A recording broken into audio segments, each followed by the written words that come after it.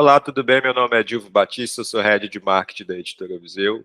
Hoje eu estou recebendo aqui para uma conversa a Adriana Ventura, ela que lançou esse livro aqui, uma capa bastante interessante, com um título bastante sugestivo. As relações monogâmicas só existem na cabeça da mulher apaixonada. Tudo bem, Adriana? Bem-vinda aqui. Olá, tudo bem? Obrigada pelo convite. Muito bom poder falar um pouquinho sobre o meu trabalho com vocês. Legal, Adriana. Adriana, conta pra gente como é que começou sua relação com os livros e principalmente com a escrita. Eu sou professora de língua portuguesa e de literatura, né? Professora de linguagens, que também sou professora de inglês. E tenho tias que também fazem parte da educação. Então, toda a nossa educação foi marcada pela leitura, né? Então, desde pequeno, eu tenho um contato muito grande com os livros. E justamente por ter essa influência da minha família, né, de ter minhas tias que são professoras também, a licenciatura me chamou, né? Eu fui me formar em letras. E foi assim, né, que eu despertei o meu olhar para a literatura, e a partir desse olhar, influenciou a escrita desse livro, que coloca o lugar das mulheres, né? Como as mulheres são apresentadas nas histórias românticas através da literatura. O que que despertou seu interesse primeiramente por esse assunto, assim? Teve algum gatilho, alguma coisa, algum fato que despertou seu interesse para desenvolver esse tipo de assunto, essa temática, né, que é uma temática que vem ganhando cada vez mais espaço aí na meio da comunicação, nos debates, né? O que que despertou seu interesse por esse assunto? Olha, o interesse, ele veio de muitos lugares, né? Mas o principal deles é porque eu fui, né, como professora, sempre fazendo uma linha, uma analogia entre aquilo que os alunos estudavam, a literatura, a história da literatura, e os acontecimentos reais. Você precisa fazer essa contextualização para aproximar os alunos daquilo que a gente está falando, porque para eles não vai fazer muito sentido algo que foi escrito há tanto tempo atrás. Né? Vamos supor, quando você está falando do trovadorismo, né? Das histórias, das cantigas, histórias de cavalaria, como fazer com que isso, né, faça sentido para um aluno que faz parte do século XXI, todo digital, todo cheio de tecnologia. Então, vou encontrando relações, né, de que maneira o tempo, as gerações conversam através das obras literárias. E tem um período que eu gosto muito enquanto professora, que é o romantismo e o ultrarromantismo. E também o realismo. São escolas literárias, e essas escolas, elas vão trazer um pouco da relação humana com o sentimento, e principalmente com o sentimento de amor. Esse amor romântico, ele volta nesse período, né? Então, analisar as características que é a raiz da maneira como a gente vê o amor hoje, me influenciou muito na escrita desse livro, porque eu percebia que as pessoas de hoje, da nossa geração, têm uma visão muito deturpada, né? Ela foi muito, eu não vou falar deturpada, mas foi muito modelada a ideia de amor romântico, né? Comparado àquilo que fez tudo isso surgir. Quando você pega o surgimento desse conceito, né, de amor romântico, você vai ver que tem algumas influências bem problemáticas, inclusive. O romantismo foi um período que ficou conhecido como o mal do século. E por que a gente vê hoje ele cheio de firulas? Então, assim, eu percebi que poucas pessoas falavam sobre isso. Então, comecei a relacionar, fazer essas analogias. E essa analogia que começou dentro da sala de aula, né, nos estudos literários, partiu e se transformou, né, um pouco no que foi esse livro. uma contextualização aí importante, né, e bastante complexa, né? Deve ser interessante assistir uma aula sua para ver como que você traz isso para a sala de aula, porque eu me lembro bem na época que eu estudei literatura, já no ensino médio, essas escolas literárias, trovadorismo, hoje eu me lembro que era passado de uma maneira muito simples, assim, não havia uma contextualização. Eu fiquei curioso agora de assistir sua aula sobre as escolas literárias, assim. Bom, E para quem quiser conhecer, até tem ah, o que se transformou numa página que foi construída com as reflexões feitas pelos meus alunos. Vem um pouco desse trabalho que eu faço na escola pública aqui em São Paulo. O nome é Portugram, e lá tem alguns desses textos que partiram de reflexões que a gente construiu juntos dentro da sala de aula. Adriana, e como é que foi começar a escrever as primeiras folhas do Relações Monogâmicas? Aqui a gente apelidou seu livro de Relações Monogâmicas, para encurtar, a gente já sabe que é o livro da Adriana, tá? Não sei se você se importa a gente fazer Não tem esse, problema. esse encurtamento aí, tá? Como é que foi começar a escrever? Você já tinha uma ideia muito clara, vindo de todo esse contexto que você provavelmente deve ter sido resultado de algum estudo seu, de uma pesquisa mais profunda, né? Então, Sim. como é que foi escrever as primeiras folhas e desenvolver na prática mesmo, na escrita do livro? Bom, primeiro eu vou falar um pouco da minha relação com a escrita, né? Eu tenho esse senso crítico, esse olhar para a sociedade sempre foi muito sensível. Então, assim, além da minha profissão, né, o meu senso crítico é muito desenvolvido para analisar a sociedade fora desse condicionamento social, né, que foi imposto. É muito difícil sair da sociedade, né, para conseguir enxergar ela de uma outra forma quando você faz parte dela, porque é muito doloroso. É um processo que chega a ser cruel. Você identificar muitas incoerências, né, muitas violências numa dinâmica que você faz parte. E eu sempre tive essa capacidade, né? Eu sempre fiz muito isso. Antes de escrever o livro, né? Antes mesmo de ter anos de experiência na educação pública de São Paulo. Mas o que eu fiz, né, com o livro em específico, foi uma análise. Eu passei 1 ano e meio fazendo uma observação, uma pesquisa dos olhares e dos posicionamentos de mulheres de todos os pensamentos, de todas as vertentes do feminismo, ou mulheres que não se consideram feministas, mulheres que são religiosas, mulheres de várias ideologias. Eu comecei a analisar e acompanhar todas essas mulheres.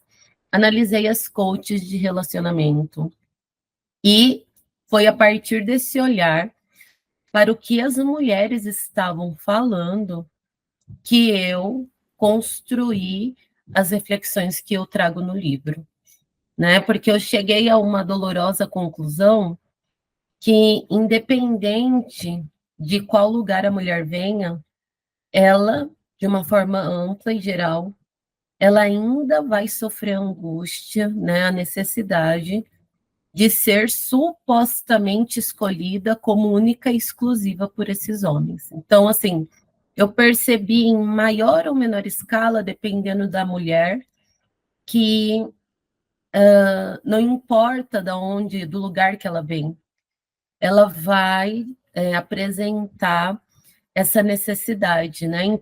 E então eu vou considerar isso um fenômeno, que é o fenômeno a síndrome da escolhida, que foi um dos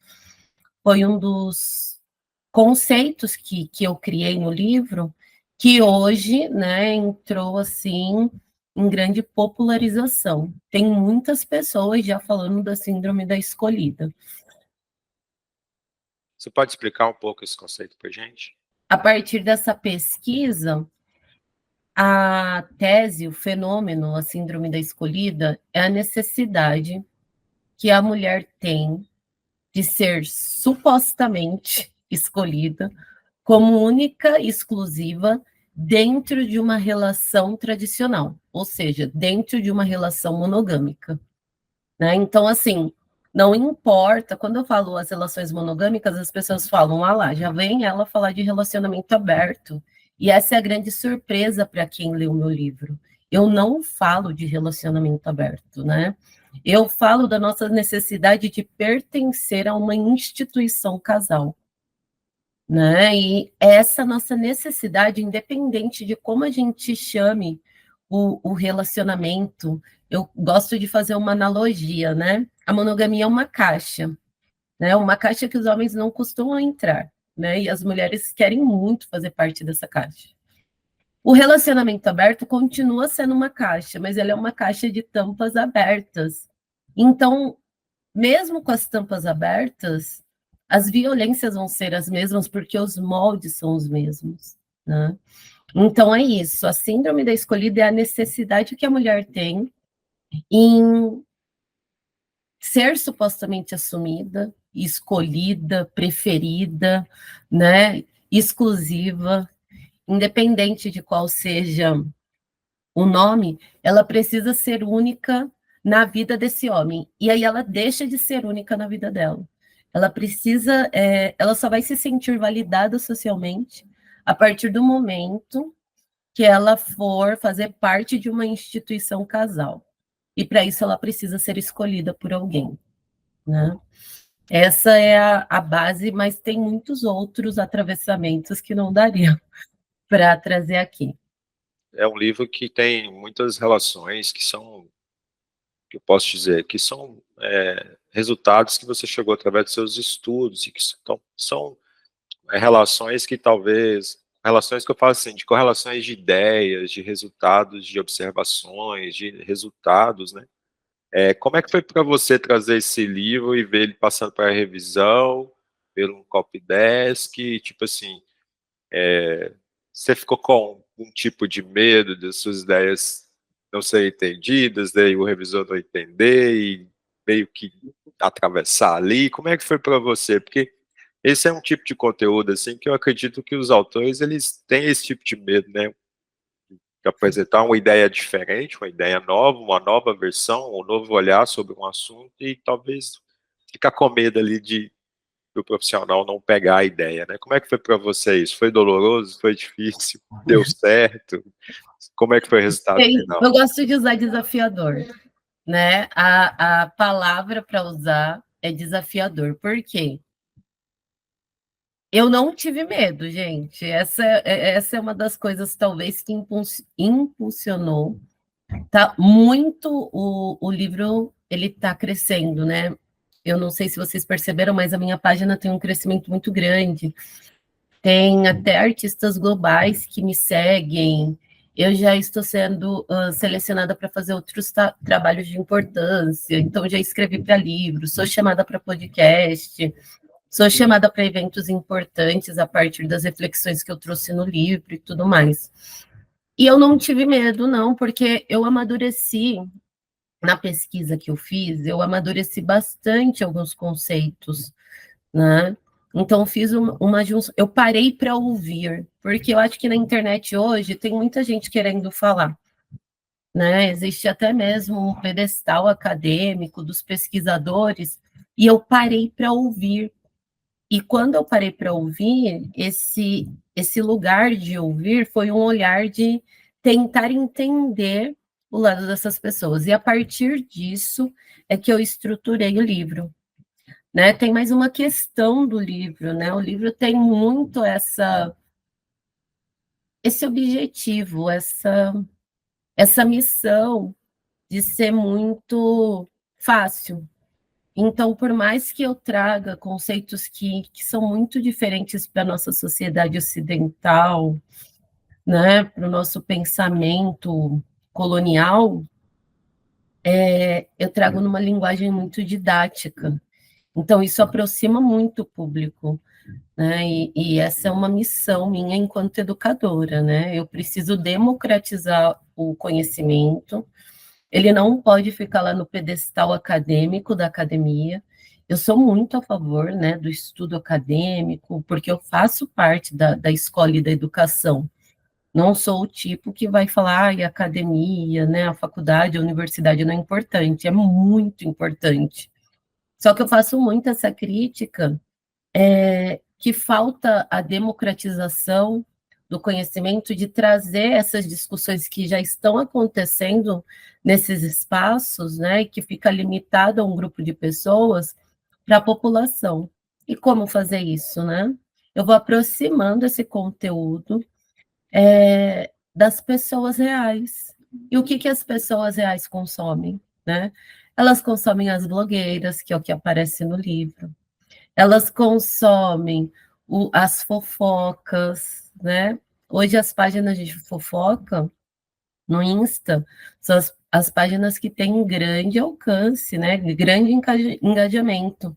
Então, ao invés de desconsiderar esse trabalho, eu vou partir desse trabalho de fofoca para contribuir com o trabalho que eu venho fazendo na educação, e principalmente na educação de meninas e mulheres. Essa questão da democratização do conhecimento, assim, eu acho super importante esse debate, né? Porque para mim, assim, foi uma coisa importante. Por exemplo, quando você colocou aí de trazer o debate para a vida real, eu me lembro de quando eu entrei na academia, né? Eu não era uma pessoa muito ligada à ciência, assim, né? E eu fiz comunicação, não era muito ligado, apesar de ser um leitor, eu já lia muito, sempre li muito desde os 14, 15 anos, assim, mas eu não era muito ligado à ciência, porque eu achava um papo chato, assim, eu achava as pessoas chatas, aquelas conversas chatas de usar palavras chatas e, sabe, e aí eu comecei a conhecer pessoas, assim, que eram pessoas super inteligentes, com currículo, né, pessoas do meio acadêmico também, mas que tinham um outro posicionamento de se colocar, né, quanto ao conhecimento e a transmissão dele. Isso me despertou, né? Eu lembro que no primeiro eu fui apresentar, fazia iniciação científica, né? E eu fui apresentar um trabalho e as pessoas, eu vi as pessoas se apresentando, eu falei, mas que chato, assunto legal, chato pra caramba. Aí eu tentei fazer uma palestra mais descontraída, uma apresentação descontraída, né? Uma coisa, uma outra abordagem, e fui muito criticada, né? Mas também fui elogiado. Pô, você trouxe uma abordagem legal, um jeito legal, todo mundo prestou atenção no seu assunto, né? Então isso é muito importante para as pessoas que estão aprendendo, e para o meio literário é fundamental você falar a língua das pessoas com quem você quer conversar, né? Então, só para te colocar a minha experiência própria, assim, pessoas como você entraram na minha vida e mudaram a minha vida para um olhar diferente sobre conhecimento, sobre informação, sobre ciência. Muito legal, parabéns, Adriana. E, Adriana, eu queria começar com você aqui sobre como é que foi sua entrada, como é que foi seu primeiro contato com a editora Viseu, como é que foi sua jornada aqui, queria que você colocasse, assim, contasse um pouco da sua história aqui com a gente. Como é que foi o primeiro contato aí com a editora? Bom, o meu livro, o primeiro lugar que eu fiz, né, eu escrevi o livro e coloquei ele numa plataforma de digital de venda, né? Formei um e-book, eu mesma falei, não, eu sou professora, eu consigo fazer tudo sozinha, não, não consegue, tá? Para quem está assistindo, a gente não consegue. Um livro é igual um filho, você não consegue ver os defeitos dele, principalmente quando você está apaixonada pelo trabalho que você faz. E o meu trabalho, que vai além do livro, né? Ele tem muito dessa coisa da paixão pelo que eu faço. Isso é muito importante. Então, assim, eu publiquei o livro, né, numa plataforma digital de vendas, e foi com dinheiro, porque em 3 meses o número de vendas eu não acreditei, já na plataforma digital. Falei, gente, é isso mesmo? Isso está acontecendo? Porque foi o meu primeiro livro, foi um e-book. Eu não fui com essa pretensão de ter um best-seller, né? Agora eu estou até falando, gente, ele tem possibilidade de virar um best-seller pelo, pela relevância que o público tem dado para ele. Mas, enfim, eu publiquei lá e depois eu fui buscar, porque as pessoas, elas gostam muito do livro físico, né? O livro físico, tem pessoas que compram primeiro o meu livro digital e depois elas querem ter em casa o livro físico, né? Eu falei, não, preciso realmente transformar esse livro em livro físico. E aí eu fiz, né, conversei com muitas editoras, e eu acho que entrei na página, né, da Viseu, fui ver o que os autores têm sempre, vocês sempre colocam, né, os lançamentos do mês e tudo mais. E aí eu vi os comentários, eu gostei da parte estética do livro, dos livros que eram lançados, e foi isso que me fez fechar com a editora Viseu, né? Eu gostei muito desse trabalho, assim, e me passou segurança, né? Por isso que foi a escolha que eu fiz. Legal, você falou de livro físico, né? Só te dar uma ideia, as pessoas mudou o comportamento do consumidor, né? Mas mudou principalmente o comportamento de compra, né? As pessoas compram mais nos meios digitais hoje. Os livros não é diferente, não. Então as pessoas compram mais livros no meio digital.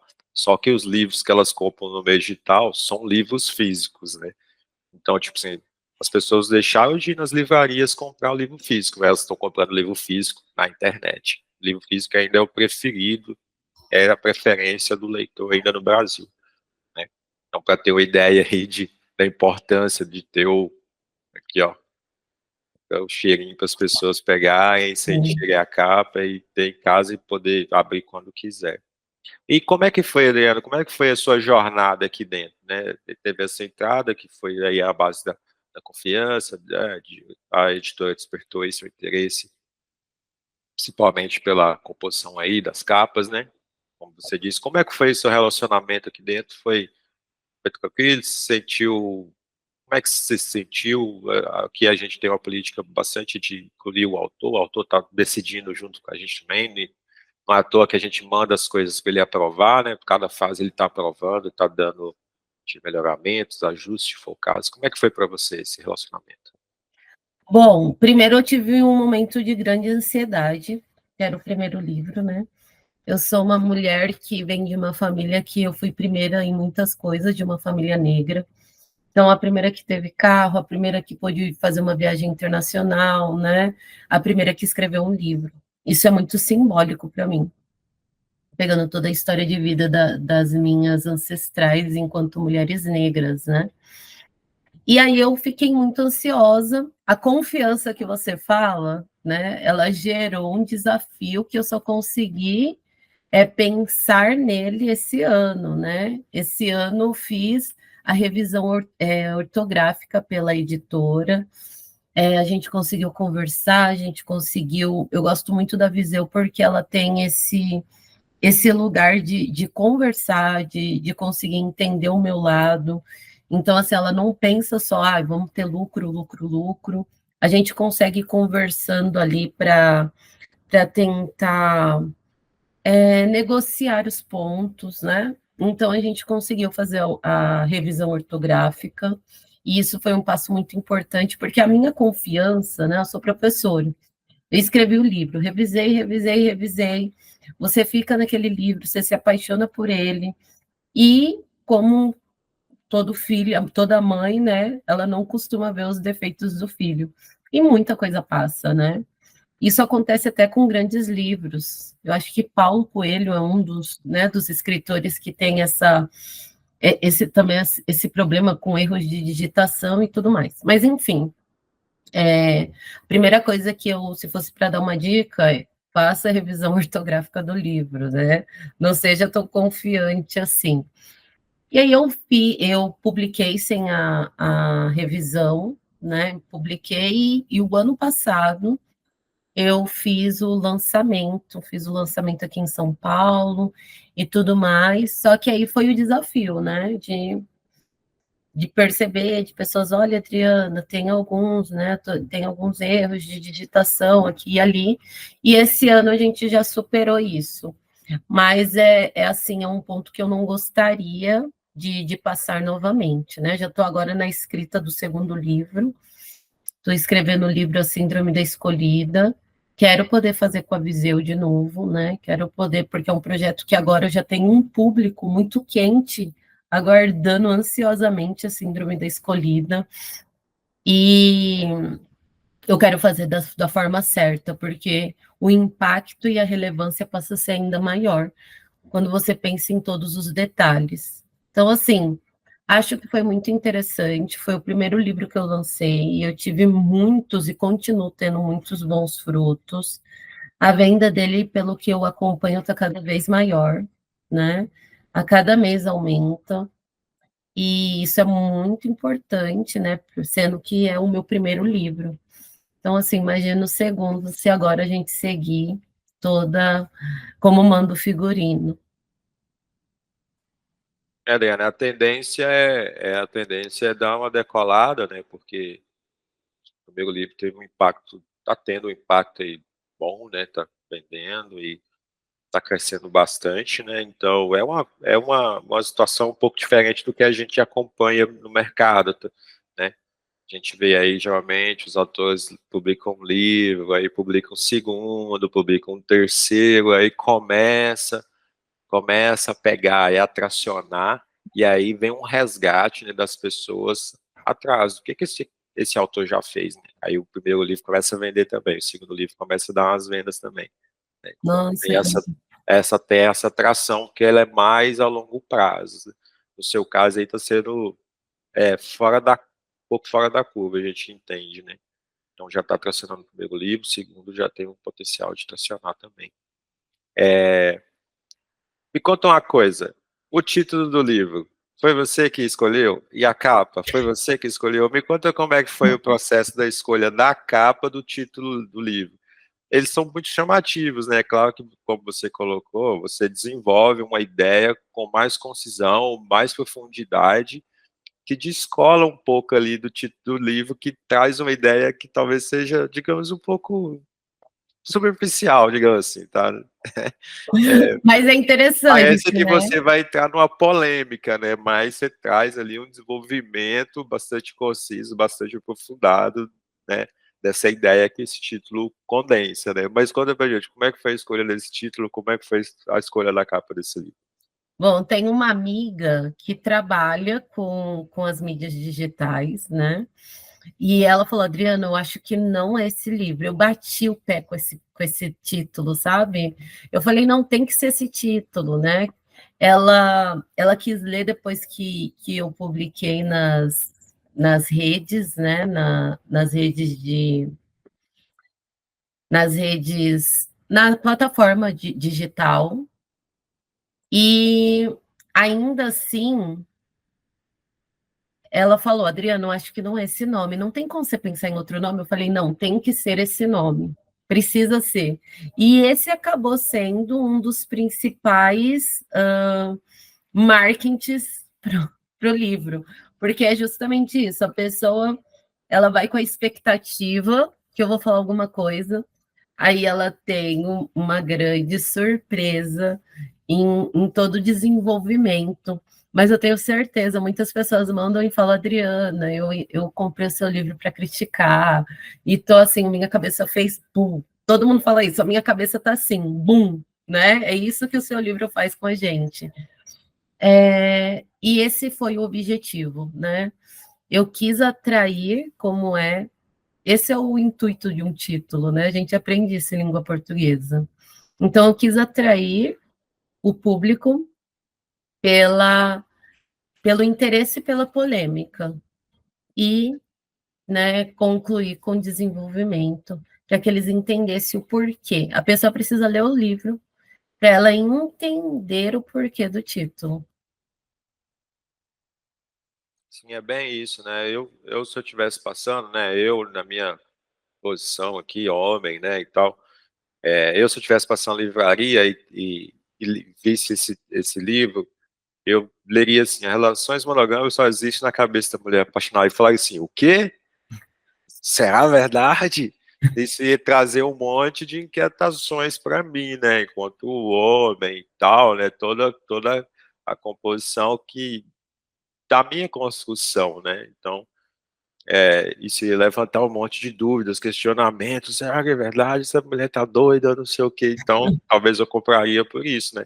Mas eu não sei, talvez eu não seja o público que esse livro queira atingir, né? Então, talvez para o público que esse livro queira atingir, ele traga uma outra perspectiva, que o título traga um pouco de polêmica, mas talvez traga também uma questão, ou tem uma coisa aqui que eu preciso saber, né, que tá nesse livro, eu preciso saber, tem alguma coisa ali que ele tá me falando que eu não sei, ele tá querendo me dizer.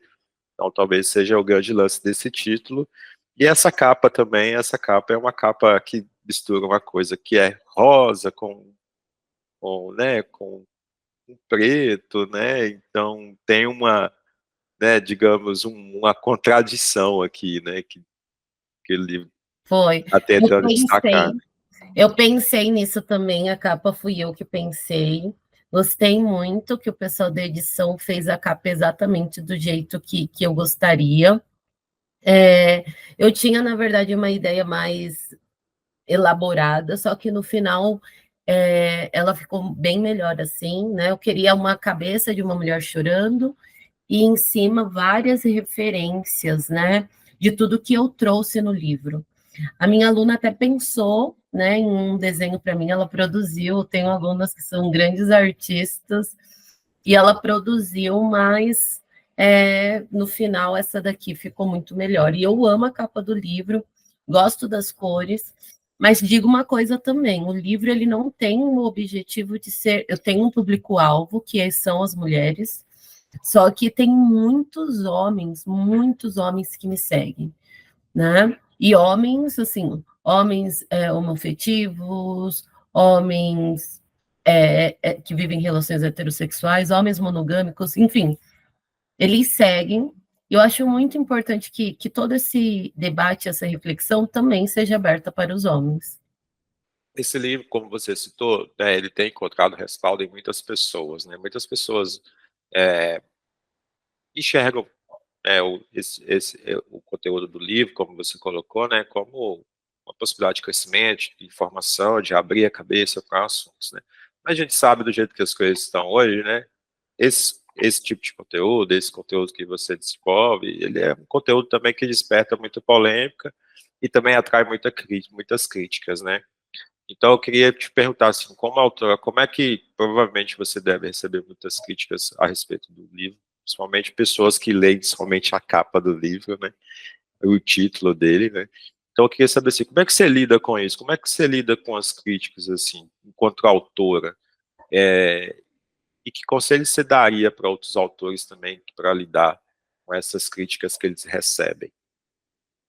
É a primeira coisa, né? A gente vai ser criticado para tudo que a gente faça, para tudo que eu fale, não importa qual posicionamento eu teria críticas, e não é diferente.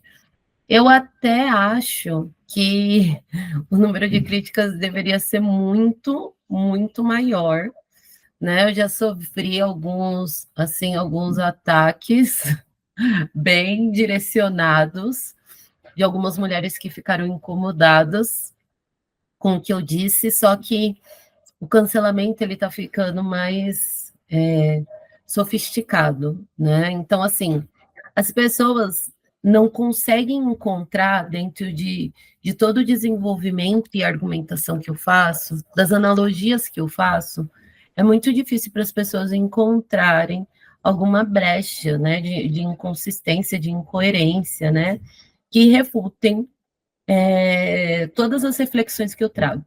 Além disso, são reflexões, eu não trago verdades universais, eu tenho pavor de coach, eu tenho pavor, então eu reforço isso o tempo todo. O meu livro faz uma análise muito crítica de que maneira, né, alguns posicionamentos de coach de relacionamento pode deixar as mulheres em uma situação de fragilidade, né, de vulnerabilidade. Então, assim, eu não estou ensinando ninguém a nada. É muito bom eu me posicionar assim enquanto pessoa. Eu trago reflexões. De que maneira essas reflexões podem impactar a sua vida? A gente nunca pega de alguém tudo, né? Eu não vou pegar, deixa eu seguir essa pessoa porque ela é a nova deusa, né? Ela está trazendo a nova Bíblia. Não, não estou. Eu estou trazendo uma reflexão. E a partir dessa reflexão, eu quero que as pessoas pensem, né, naquilo que elas podem fazer a partir disso e que seja melhor para a vida delas. Essa é a minha proposta. Então, primeiro eu me posiciono assim. E eu sempre reforço isso na interação com os meus seguidores. Seja na minha página, seja quando as pessoas venham até mim. Eu também sou muito responsável e ética, porque eu sou professora, né? Então, assim, quando a pessoa vem buscar um apoio psicológico, esse não é o meu lugar, né? Eu não posso pagar de uma profissional e de ter uma competência que eu não tenho. Eu quero, junto de mulheres, fazer reflexões que eu falo para elas que servem também para mim. Nessas reflexões, embora sejam incômodas, indigestas, doloridas, elas servem para mim também.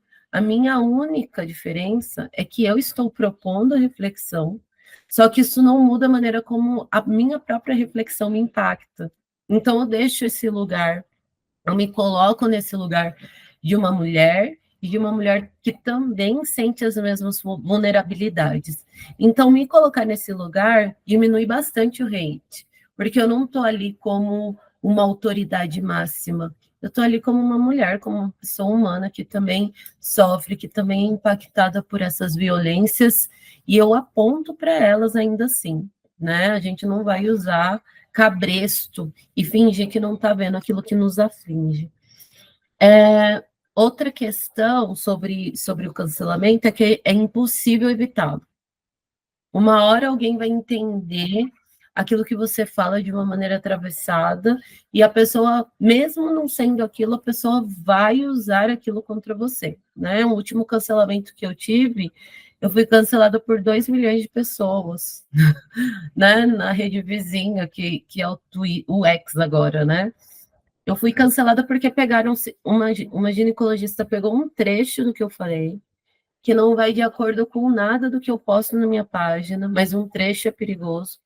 E ela deturpou e trabalhou de forma muito. O que ela falou é muito coerente, inclusive eu concordo com tudo que ela fala. Só que ela colocou isso contra mim. Então, assim, é impossível. É impossível. O que você pode fazer é faça o seu trabalho com coerência, com ética, com integridade, aquilo que você pensa. Eu sou muito íntegra. Se as pessoas pegarem o que eu falei no começo da minha página e pegar agora, é a mesma coisa. Isso é importante porque aconteceram movimentações políticas, filosóficas nesses 3 anos que eu venho trabalhando. E se eu não me mantesse fiel àquilo que eu falo, né? As filosofias que eu trago, as reflexões que eu trago, esse cancelamento seria muito maior. Então, assim, a integridade é muito importante para o escritor, para a pessoa que propõe a reflexão também, porque é isso que vai te manter ali numa base sólida daquilo que você fala na internet, né? Não pode ser só uma reflexão vazia, ela tem que estar repleta de sentido e tem que ser sólido, inclusive, na sua vida. Tem que trazer uma verdade, né, Adriana? Você está colocando aí, né? Eu gosto de falar praxe, né? Que é alinhar a teoria à prática. É isso que eu faço na minha página. Explica para a gente, você disse anteriormente que o livro ele serve a um objetivo seu, né? Um objetivo aí maior que você pode explicar para a gente também, pode colocar se for tranquilo para você. Fala para a gente, explica para a gente como é que essa construção sua da divulgação desse objetivo do livro, né, nas redes sociais, como é que você trabalha, assim, como é que você desenvolve os seus conteúdos, pensando em quê, avaliando o que você avalia para desenvolver conteúdos, o que é o gatilho ali, ou é o ponto-chave, é o ponto base para você atuar nesses canais, né? E se para você sempre foi tranquilo se posicionar nas redes sociais, ou foi uma jornada que você também teve que construir? Esse essa característica de me posicionar nas redes sociais sempre foi minha. É que agora eu faço isso de uma maneira pública através de um trabalho, né, direcionado. Mas é interessante que a minha página, ela tem muito das ideias do livro, mas eu não criei a página única e exclusivamente para vender livros. Na verdade, eu não vendo livros, né? Ao contrário, o trabalho que eu faço na internet continua sendo o trabalho de pesquisa que eu fiz para a construção do livro. Isso acontece de uma maneira muito orgânica para mim. Eu não consigo te explicar que eu tenho um roteiro, não tenho um roteiro. Eu acho que as pessoas têm na minha página muito da maneira como a minha cabeça funciona. Ela parte realmente de discussões reais e por isso a solidez. Eu não crio conteúdo, eu vou falar disso, não. Os conteúdos aparecem, a pertinência dos assuntos vão aparecendo na minha vida seja por causa de acontecimentos da mídia, seja por causa de acontecimentos que aconteceram no meu grupo de amigos, com as minhas amigas, né, com as pessoas que eu conheço, com a minha família, e a partir desses acontecimentos que eu proponho a reflexão, trazendo sempre, eu sempre faço um gancho com a mídia, eu faço um gancho com o que a academia tem dito, com filósofos, com pensadores, com feministas, então, assim, a partir de uma situação problema que acontece realmente, eu proponho essa reflexão. É assim, de forma muito orgânica, que tem acontecido nas minhas redes, e é isso que tem atraído o público. Então, eu acho que essa conexão com o que de fato acontece, porque é muito real, deixa de ser engessado, né? As pessoas vão percebendo o meu envolvimento com aquela discussão. Né? Outra coisa que é muito interessante, o maior engajamento acontece quando parte de uma situação real. Eu não costumo fazer muito isso, mas em uma das reflexões que eu fiz em janeiro, né, que eu fui viajar com um grupo de amigos para Florianópolis, foi uma discussão que teve, assim, um hit enorme no X, porque eu contei uma conversa.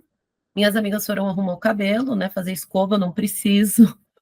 E eu fiquei lá com o namorado delas e com um grupo de homens, e eles se sentiram muito confortáveis para conversar. Eu falei do livro, né? Eu não conhecia os meninos, e eu reportei essa conversa e a visão deles. Foi assim, para todo mundo que me segue, e foi muito compartilhamento, muita mulher comentando. Então, assim, as pessoas gostam muito de situações reais, né? Aquilo que a gente está falando precisa, de alguma forma, ter uma relação real com a vida delas.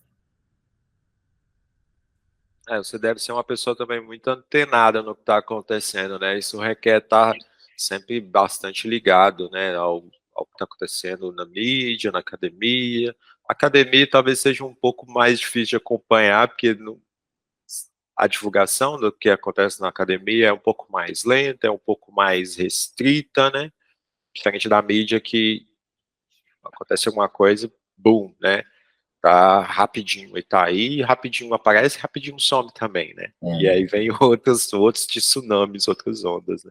Então você deve ser uma pessoa muito antenada, né, para ter esse tipo de, para conseguir fazer, né, para conseguir fazer esse tipo de reflexão a todo momento e trazer coisas novas, né, a todo momento. Então, tem os alunos, que eu sou professora de adolescentes também. Eu passo 14 horas do meu dia na escola. Então, não tem como não estar antenada. As alunas, elas falam, alunas e alunos me trazem tudo, e de todos os lugares. Eu trabalho na periferia, então eu tenho acesso a todo tipo de cultura, e o meu olhar é muito acolhedor a tudo que eles me trazem, porque o professor precisa ser. Né? Eu tenho as minhas preferências, eu tenho, mas eu não sou preconceituosa com aquilo que chega a mim, principalmente aquilo que os alunos trazem. Né? Eu olho sempre com muita curiosidade. E eu tenho amigos da academia. Então, assim, e por ser professora, a minha relação com a universidade, com as pesquisas que têm sido feitas, né, com as feministas. Isso faz parte do meu currículo enquanto professora que está em constante formação, porque a gente tem esse espaço de estudo e de formação dentro da Escola Pública de São Paulo, né? Eu sou professora da rede pública, tanto da estadual como da municipal. Então, eu estou antenada a todas essas esferas que chegam até a mim. Então, isso também ajuda bastante eu fazer toda essa contextualização, porque eu tenho informações e conexões com todos os lugares. Isso é tá no lugar certo na hora certa, né, digamos, né, para usar esse termo aí que é bastante clichê, né, digamos, né. Adriana, a gente já está caminhando para o encerramento aqui do nosso bate-papo, da nossa conversa. Queria deixar você à vontade para fazer suas considerações finais, para destacar talvez algum ponto que eu não tenha abordado e que você acha importante. Tá certo. Bom, só quero agradecer. Para mim é muito simbólico a própria editora me convidar para falar um pouco do trabalho que eu tenho feito, né? Para uma mulher como eu, que veio do lugar de onde eu vim, né? Que veio e que está no lugar de onde eu vim, é realmente muito importante perceber esse interesse no meu trabalho, né? Poder falar um pouco da importância dele, falar um pouco dos meus objetivos. Quero deixar aqui o convite para que vocês leiam, né? As relações monogâmicas só existem na cabeça da mulher apaixonada. Por favor, tirem os preconceitos, né?